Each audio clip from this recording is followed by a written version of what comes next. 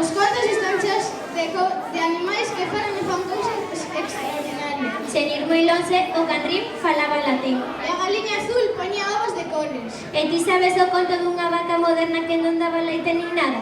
Ese non o coñezo. Pois atende, imos coñecer a vaca amarela, da man do alumnado de primeiro.